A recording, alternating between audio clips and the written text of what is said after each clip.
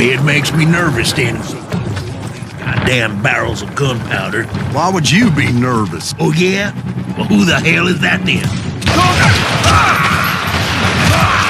My late father pointed out to me more than once. God made man. Samuel Colt made him equal.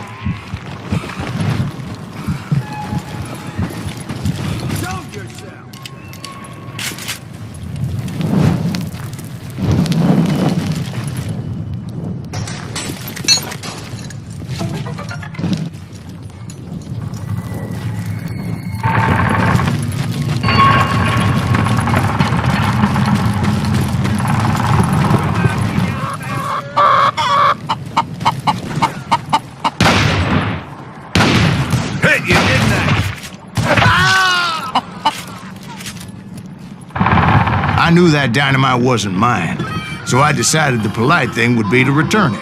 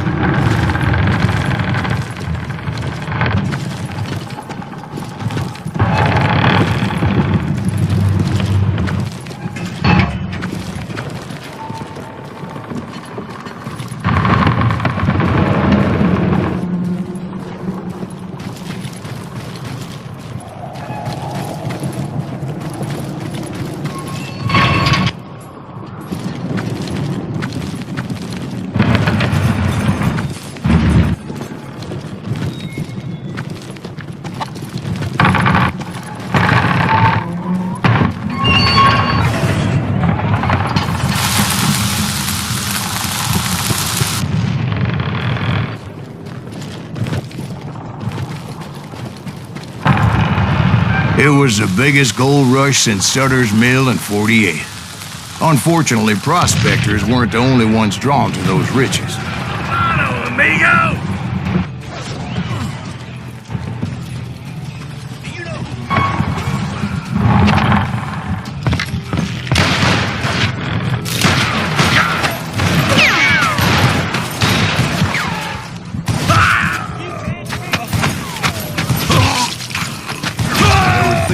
Killers, robbing travelers, and hijacking gold shipments. Like those that ran with Plummer. Some were just regular folks I knew from town, drawn by greed and easy pickings. Charlie Crow, the blacksmith. Oh, damn him! James, who worked in the stable.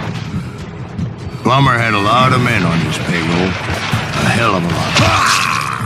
That son of a bitch pretended to protect the public with one hand while stealing them blind with the other. Of course, the rest were veterans of the Civil War. Stone-cold killers trained on the bloody fields of Shiloh and Antietam.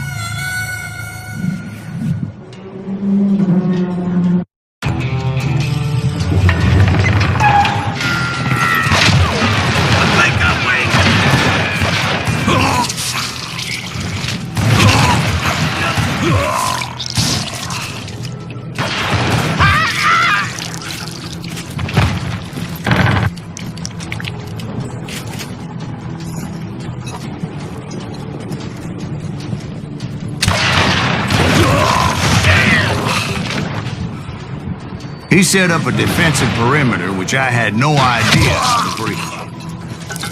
Dangerous, desperate individual. I was outnumbered and in way over my head, but I was too damn stubborn and stupid to realize it. I thought I was some kind of hero. I finally made it past and headed on to meet my destiny. But first, I had something I needed to figure out. I had a few ideas on how to get into that mine, but once I made my decision, I knew there was no turning back. So my first thought was to enter the nearest mine portal. I saw an entrance. Made sense. It was the quickest way in, but that also made it more dangerous, as there would undoubtedly be enemy pickets posted along the way.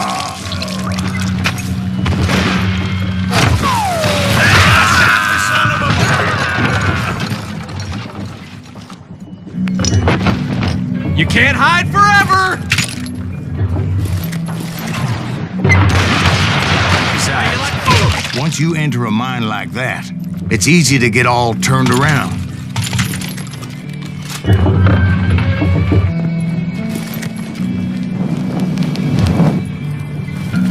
And that confusing maze of corridors wouldn't even be the worst of it. Some of those shafts could be as deep as hell.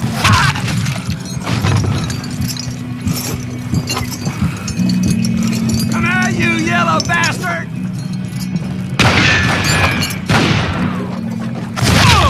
A single stumble or misstep can easily end in a deadly plunge to oblivion. I do. Quick reflexes often make up for a lack of common sense. Luckily, I was never one to be easily bushwhacked. I would just need to be careful not to blow myself to kingdom come. With all that gunpowder and dynamite everywhere, a body has to know what he's shooting at. All it takes is one tiny spark, and boom. Take that, asshole!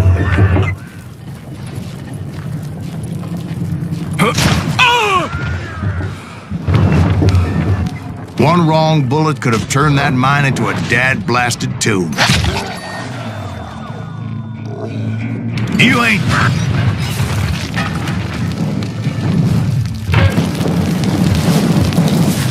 I freely admit that my plan of attack was not just moronic, but clearly insane.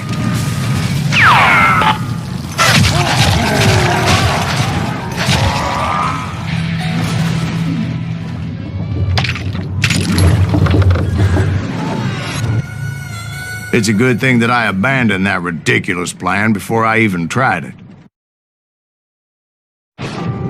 Instead, I spotted a ladder, a way into the mine from the opposite side.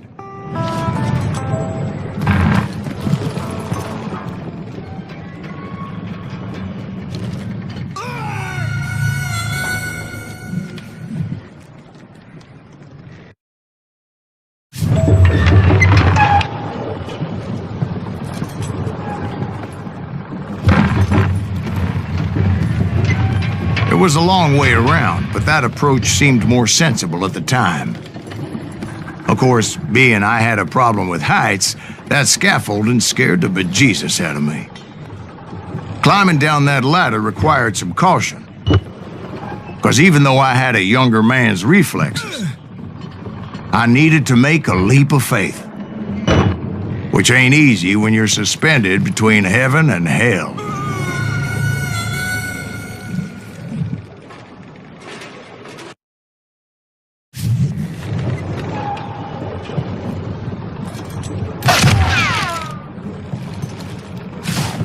I was determined not to give up, however. As Sheriff Plummer seemed quite the despicable character.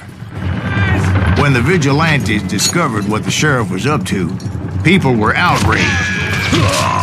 That 10,000 they put on his head would go a long way to help me find old Bob. And I had made it my mission to settle that score come hell or high water. I'm putting you down!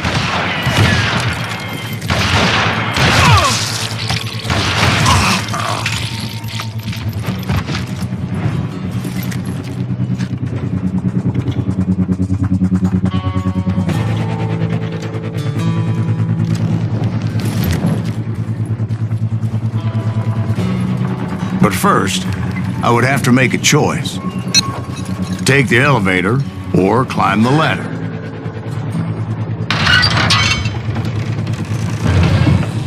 I picked the more convenient and more dangerous route.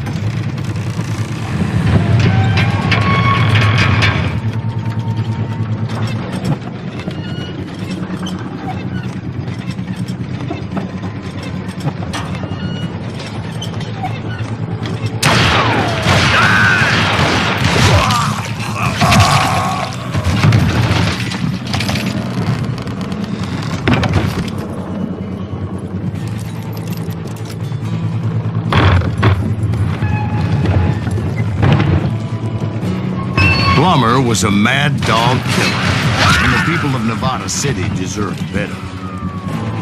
Nevada City? Well, I thought Plummer met his maker in Bannock, Montana. Right, well, he was the sheriff of both places at one time or another, but that's neither here nor there. The point was, taking him down would save a lot of lives, including my own.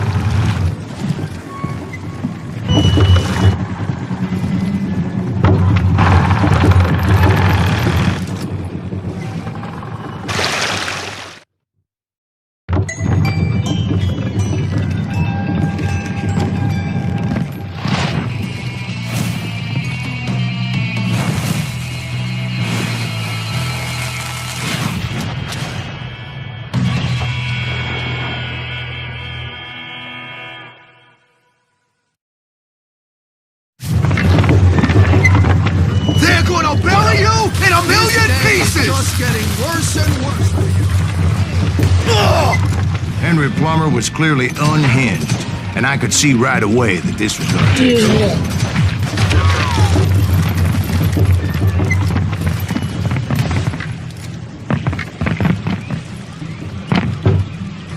No blood money for you today!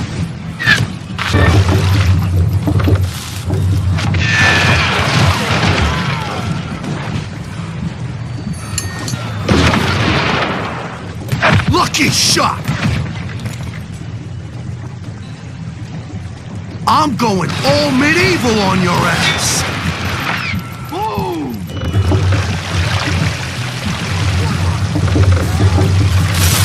Who said you could throw dynamite?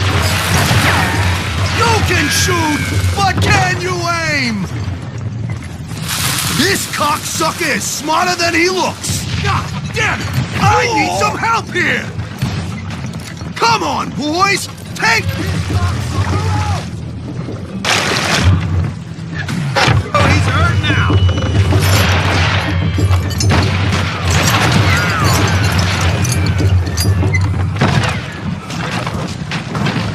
Ventilate that sucker!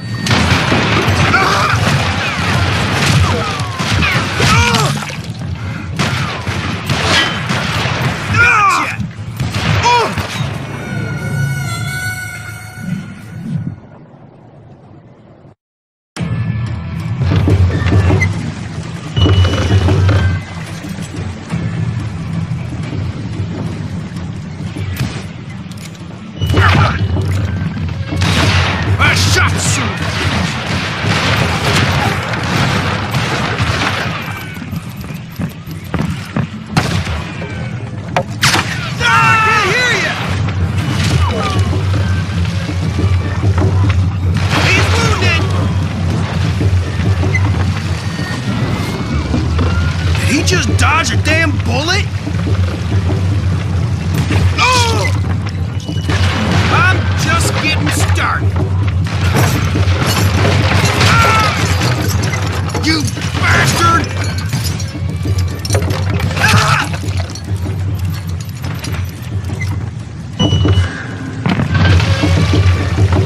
Gonna blow you into next week, boy!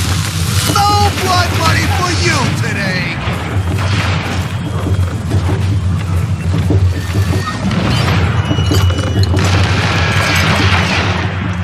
This, you son of a bitch! I'm going all medieval on your ass! That had it smart!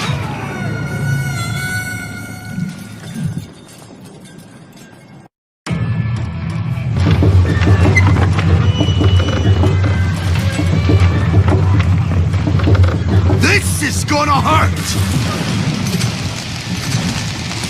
Oh! I can shoot too!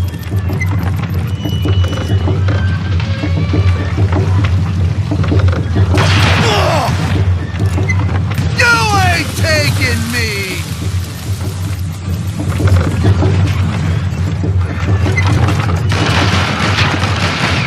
They're gonna bury you in a million pieces! No blood money for you today!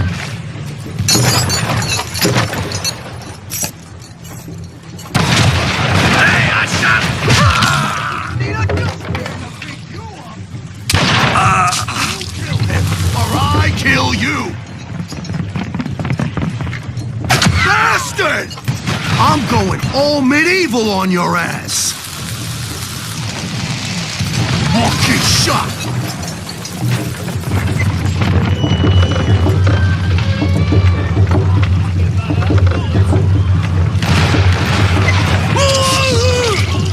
So that's how Henry Plummer died. Him and his crew were worth their weight in gold. And now, I was officially a bounty hunter.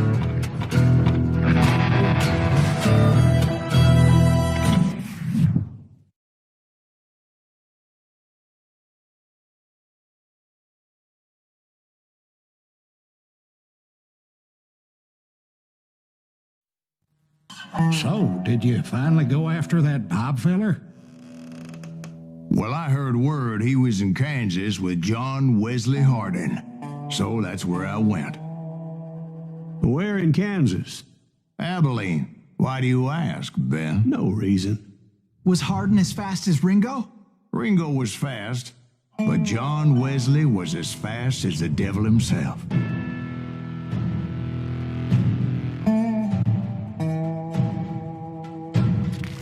Hell, he killed his first man at 15. From that day forward, he had a price on his head and wouldn't back down for nobody, not even Wild Bill Hickok himself.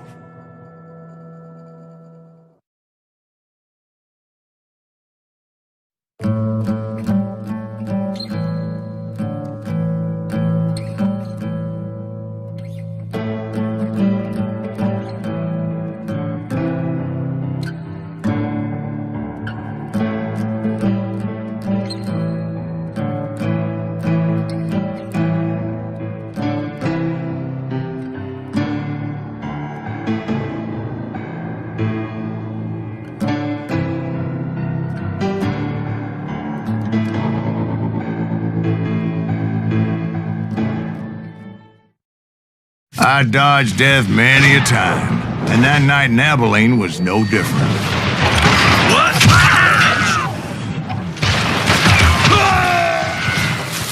I was there with the intention of finding that bastard Bob and collecting the bounty on John Wesley. I thought the Texas Rangers got Hardin. Yeah, that's what they want you to believe.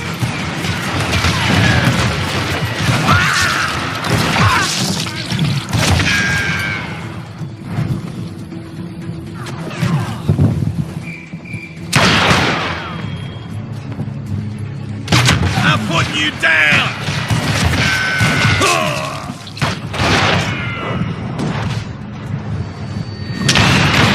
What in tarnation?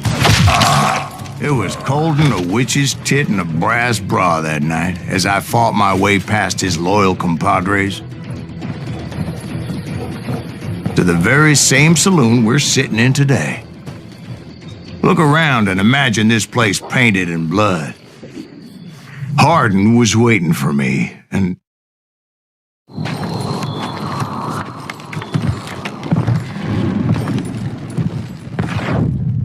wait, I'm jumping the gun here. Let me back up and give you some background on this sumbitch. He deserves that much. Don't you think so, Ben? John Wesley Hardin was a killer. By the end, he confessed to taking the lives of 42 men. He was a bona fide folk hero by then, and had amassed a gang of armed miscreants and other assorted thugs. He and his men set up camp outside of town, and I was hoping Bob was among them. God damn it! Shoot that son of a bitch! They didn't ask why I was there. They knew. I had to spill a lot of blood to find out Hardin wasn't in that camp. He was carousing in town with his closest friends. Hardin's boys apparently didn't want me to reach the Bull's Head. Some were hightailing it into town to inform their jefe of my unwelcomed presence.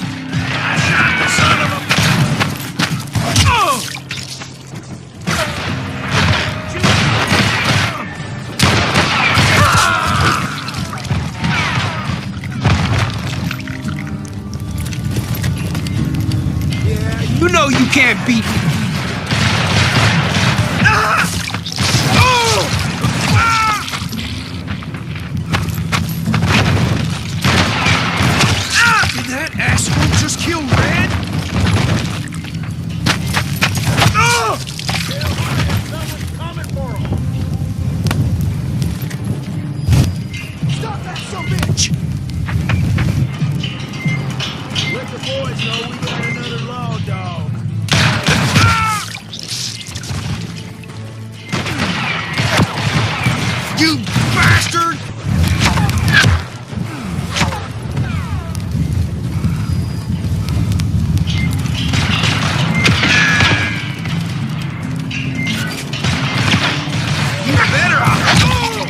wondered if Bob was among them.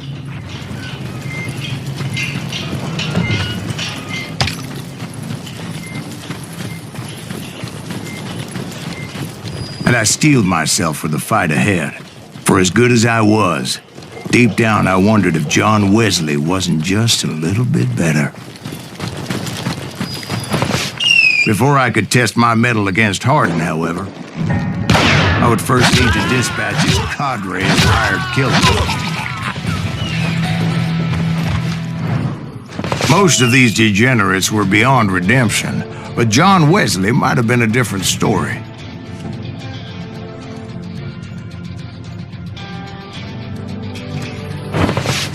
There he is!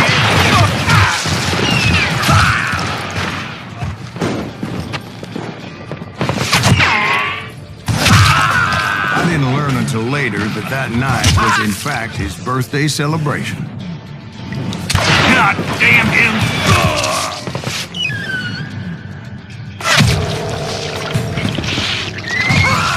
Let's do this!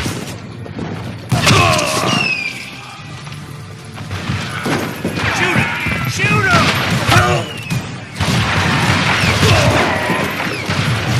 Think I'm waiting! Can't get a good shot at him.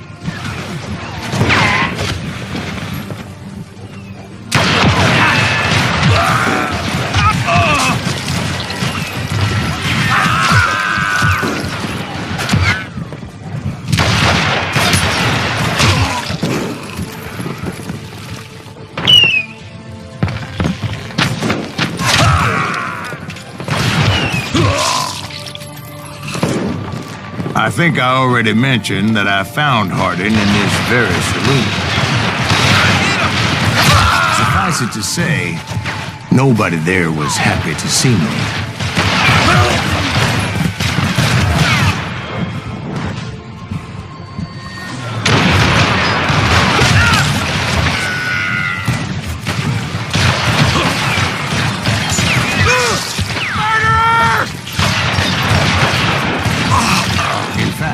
I felt a certain hostility.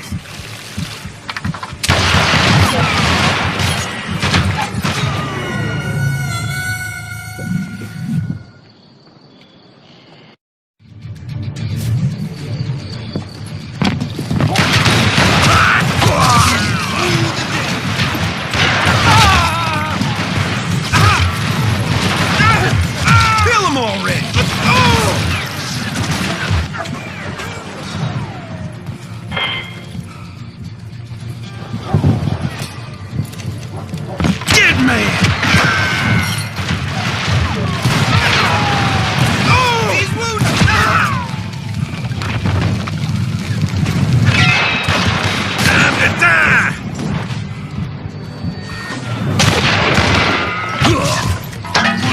Son of a bitch!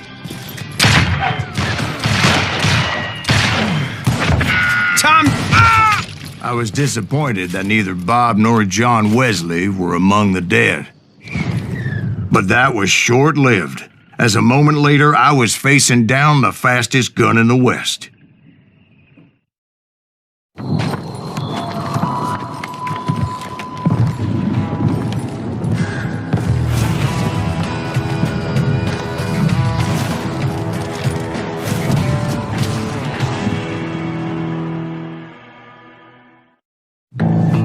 I felt a bolt of adrenaline, or maybe that was fear. He was well known for his tricks, and I knew I'd need my own if I was ever to defeat him.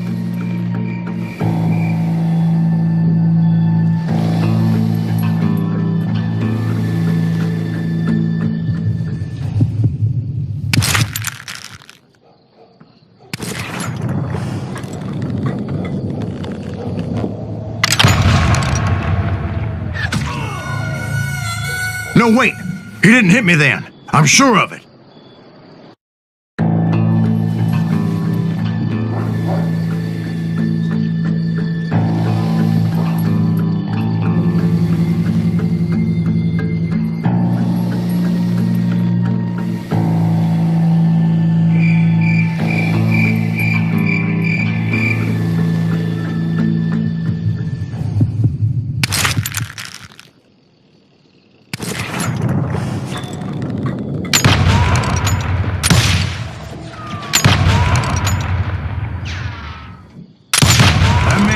faster than greased lightning. But being inebriated as he was, he didn't count his shots. And now, he was at my mercy. So he didn't die? No, I sent him to prison. Years later, after he was free, some restless Avenger took his life. Shot him in the back in a saloon just like this one. Anybody up for another beer? Ben?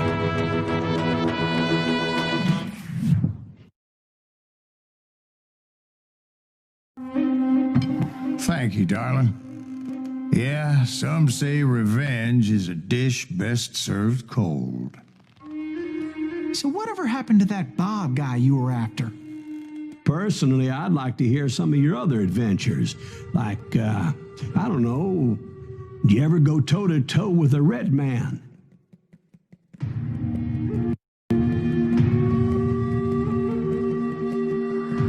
Did, Ben.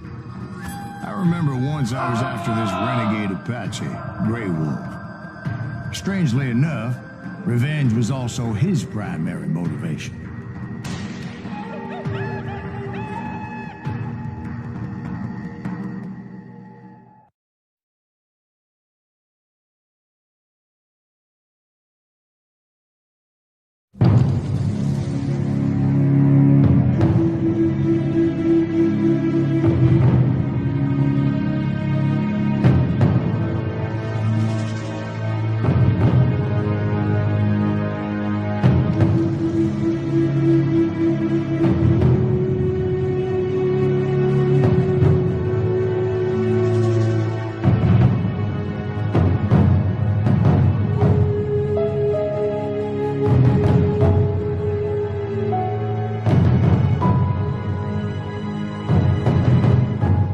A bounty was put on Grey Wolf's head, and that's how I came to hunt him in the mountains.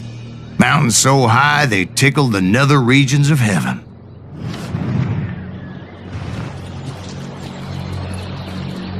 Grey Wolf was a Chiricahua Apache medicine man who had led a war party in revenge for a massacre against his people. The U.S. Army had attacked his tribe during his daughter's sacred sunrise ceremony, and the slaughter was unspeakable. I understood his anger, as there's nothing more traumatic than seeing those you love die in a cruel and painful death. Right from the beginning, I couldn't shake the feeling that Grey Wolf was watching my every move. He led a band of young Apache warriors who wanted retribution and were more than willing to die for him.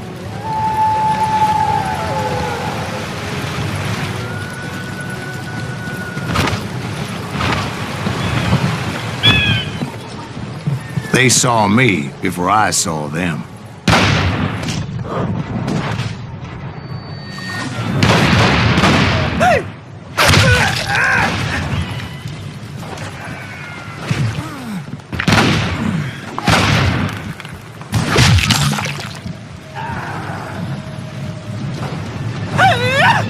And it crossed my mind that maybe this wasn't such a good idea. But now that the shooting had started, there was no backing down.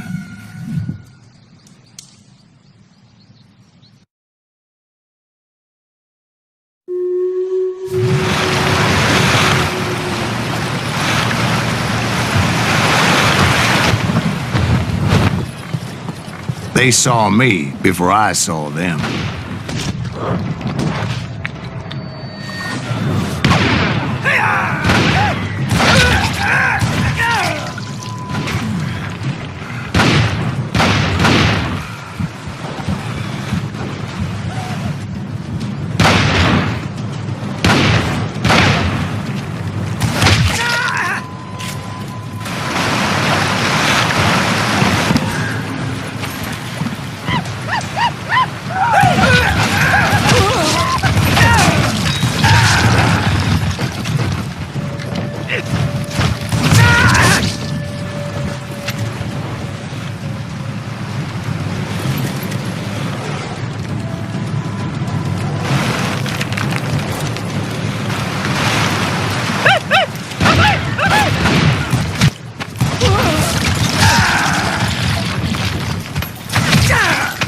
Country, her home of the Chiricahuas.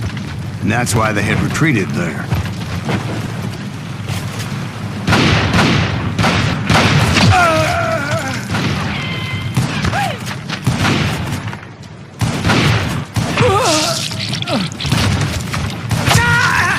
I admit having some regrets about going after them the way I did.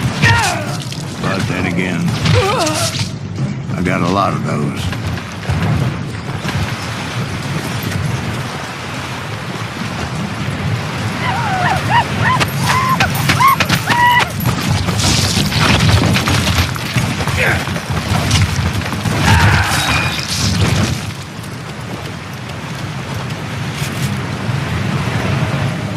Did you find Grey Wolf? Not at that one. Did find the entrance to their hideout.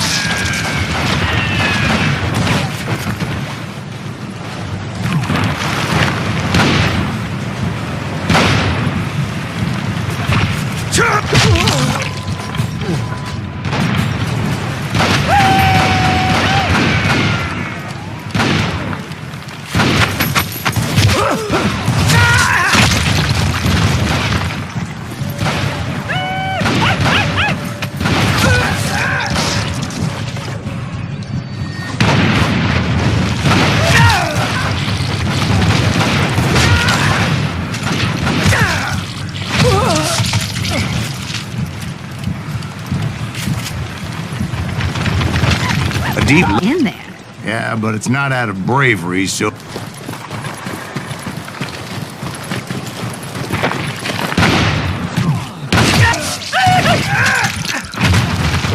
See, back then, I had a stubborn streak a mile wide, and I wasn't about to back down.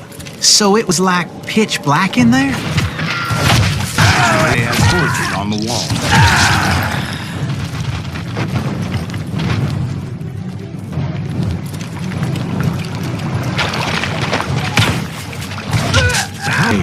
Big as hell, Ben. For a coward Indian war.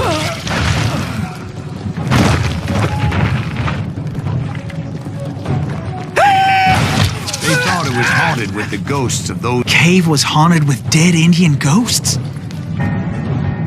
I was more concerned with the live ones than the dead ones.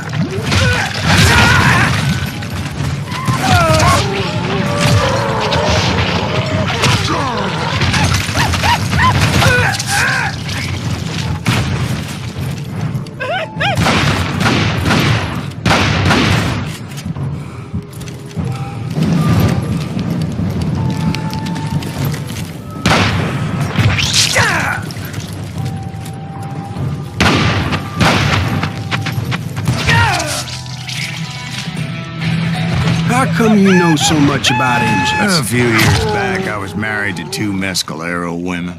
At the same time? Yeah, they were sisters. Polygyny is traditional among the Mescalero. So what happened? Oh, I had to get out of there. Those girls never shut up. Both of them nagging at me all the time. Drove me half crazy. Haven't seen them since.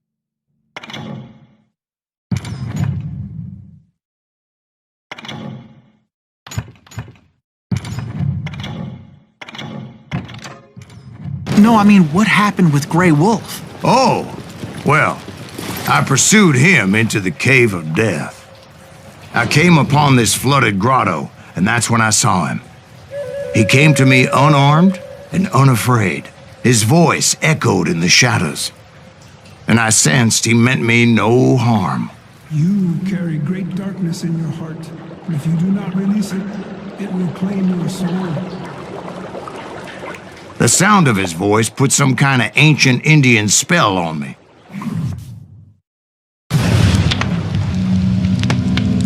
As his story unfolded in my mind,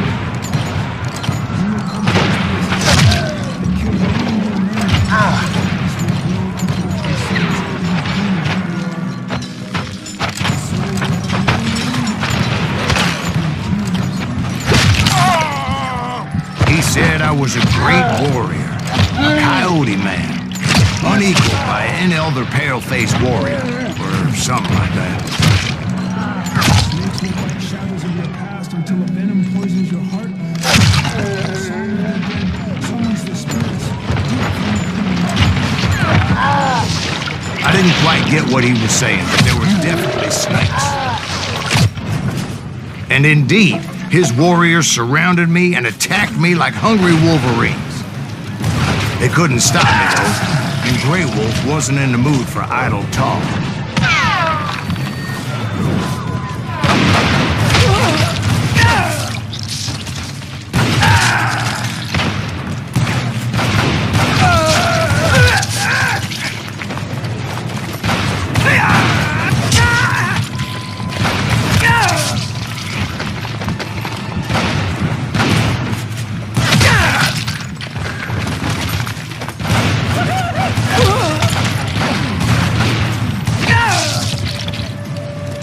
I swear I couldn't see any way out of this trap.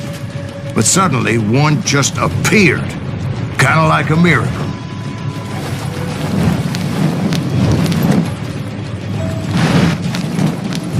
I felt like I would be lost in that damn cave forever. Finally, I found myself back outside, perched on the edge of a precipice, overlooking a thundering white-water river. To get where I was going required several leaps of faith, but no way in hell I was turning back.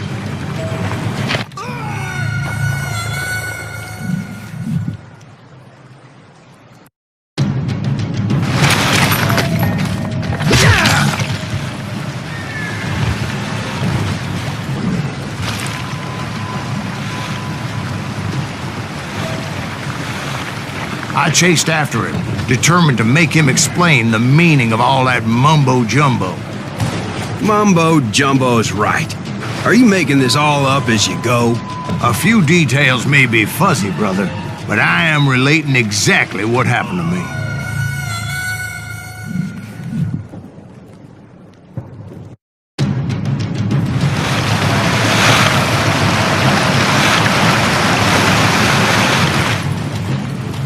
There were dozens of Apache warriors aiming at me from on high. Dozens?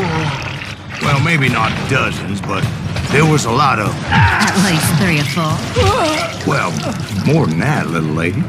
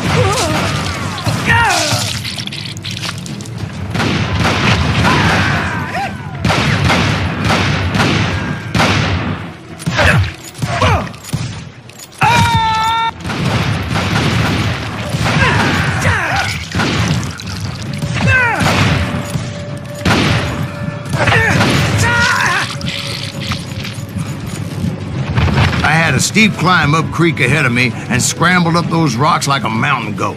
I was determined to locate Grey Wolf and find out exactly what the hell he was trying to tell me.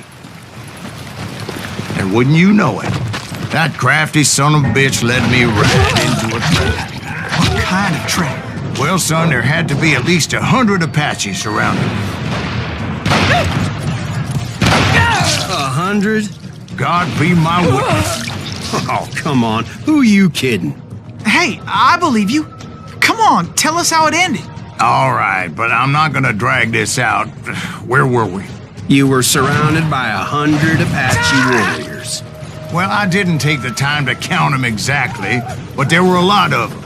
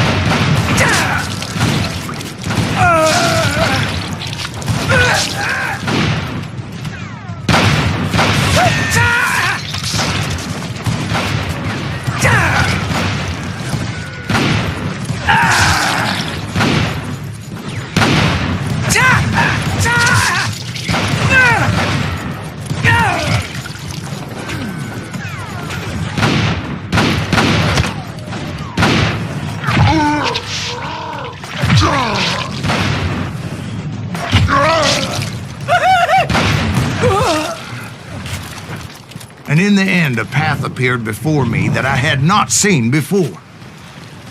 I followed it as I desperately needed to find out what Grey Wolf was trying to tell me. But it was like that son of a bitch disappeared into thin air.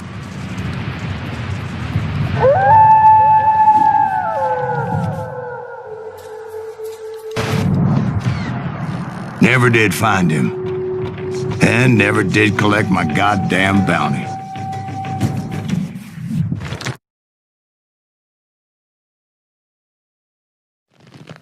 Thank you, darling.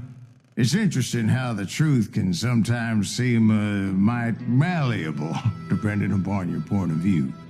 Like how those dime novels make you out to be something you're not? Jack, don't be starting trouble. No, he's right. They do tend to exaggerate. Did they exaggerate your part in taking down the Daltons? Well, I was there in the flesh, boy, so I saw what happened firsthand.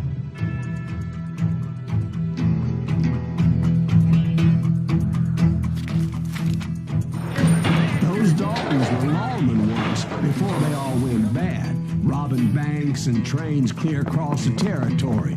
Until Coffeeville, of course. I was one of the citizens who took up arms that day. Fighting on the side of right? I did my best, sir. We all did.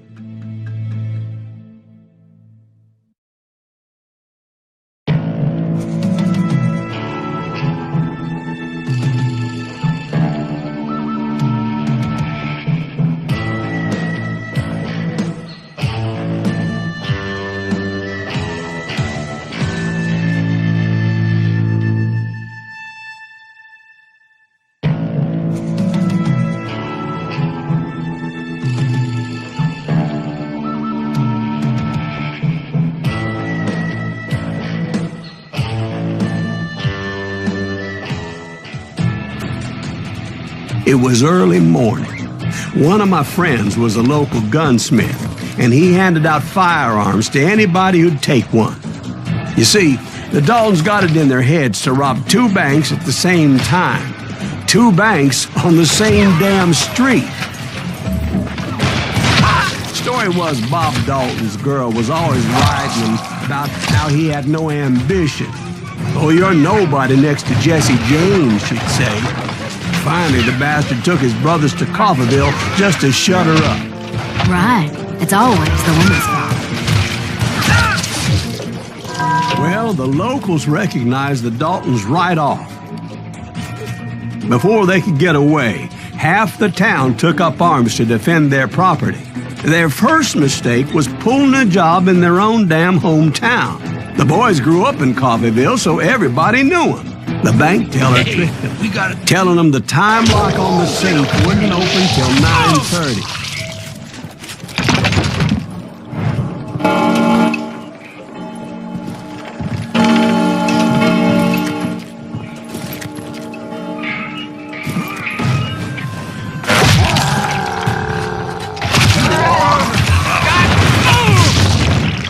The brothers paid dearly for their stupidity.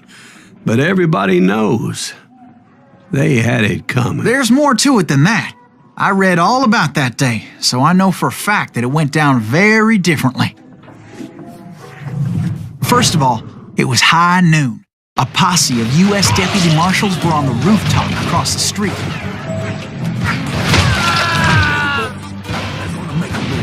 The lawmen had been tracking the Daltons for months, and now they finally had them dead to rights. Among them was a bounty hunter feared by many a lawbreaker. This man had no intention of letting the Daltons slip away. They met an adversary that day who had no fear and offered them no quarter. The marshals tried to get the Daltons to surrender. This bounty hunter knew that the brothers were far too proud to ever lay down their guns. He went in there alone to confront those criminals. One of the marshals shouted, "Where are you going? Are you crazy?" Hey, what do you think? That rifle's mine. He saw a way to get around to the back of the bank.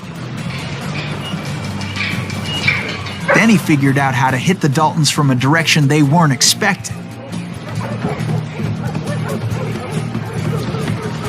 A moment later, he was climbing up a steep ladder, laughing at danger as he did.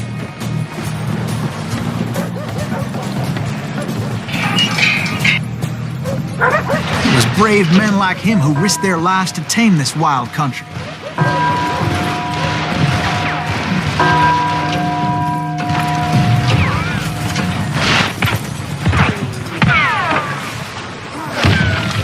We've got company.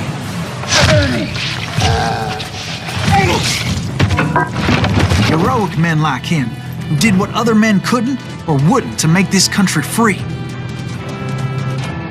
Like Jim Boone, Is that Silas Davy Greaves? Crockett, who died at the end of the ocean.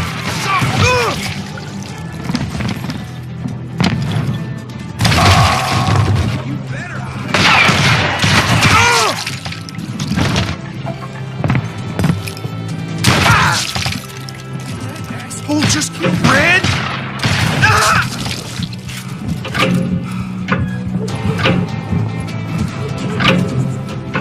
Over there! That's Silas Greaves. What the hell? God damn you! Blam! He came away victorious, taking down those thieving Daltons.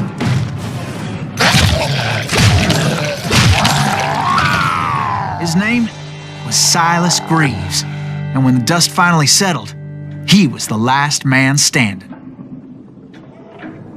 Sorry, kid, but that just wasn't the way it happened.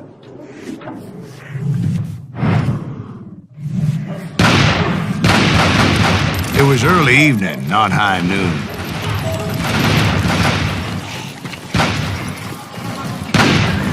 The Daltons blew up a safe, and were all set to hightail it out of there. Those pathetic deputies surrounding the bank were dropping like flies.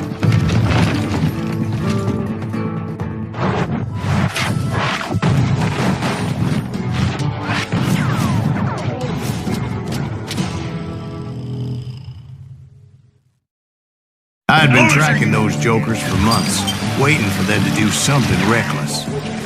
There he is. And finally, they did. Those stupid bastards decided to rob 2 banks at the same time in the same town where everybody knew them. But they still had friends in Coffeeville. And those friends came after me like a pack of wild dogs, tooth and nail. They were coming at me from all directions. Get those boys. I caught Shoot 'em sight of down. the Daltons running with the money and didn't want to lose them. Come on, Problem we was, gotta get out of they here. knew the town Think better they know than I who we did. are? And to top it off, It was I this. found myself in the middle of another shootout entirely. Did the Daltons hole up in somebody's house? No, it was the Smiths, I believe. They were cousins of the Daltons. And they were shooting at the Browns, who were shooting at the Daltons.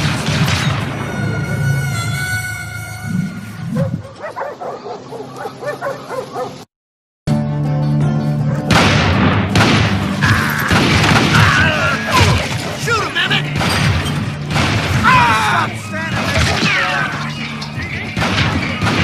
Come on, we gotta get out of here. They know who we are! And since the Joneses are related to the Browns, they shot at the Smiths, pissing off the Heimhoffers, whose daughter recently married a Smith. Well, bullets were flying every which way as all the old feuds in Kansas caught fire all at once. There was a hell of a lot of pissed off people in Coffeeville that day. But that's just the way life is sometimes. Shit happens.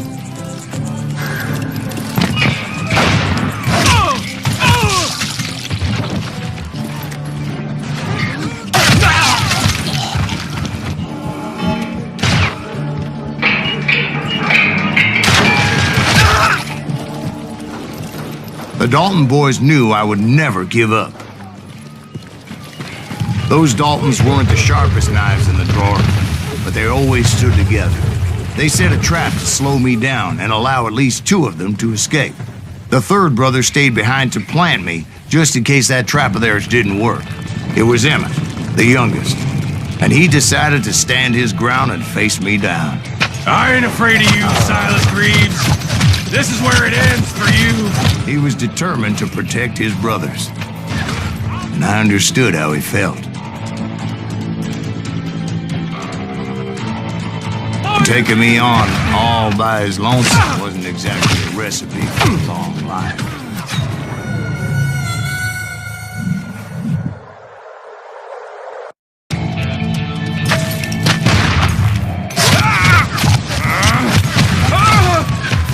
Gonna send you to the bone orchard.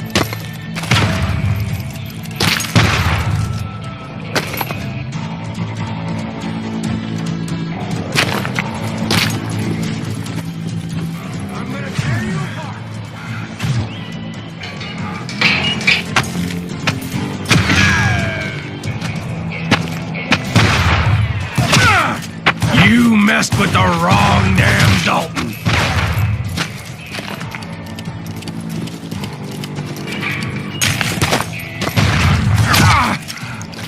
It's hog killing time.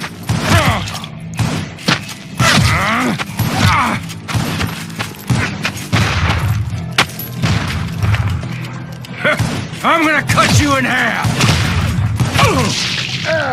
But Emmett Dalton survived the robbery in Coffeyville. He's the only Dalton who did.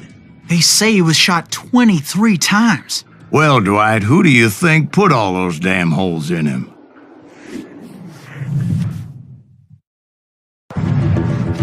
But I have to admit, that boy had grit.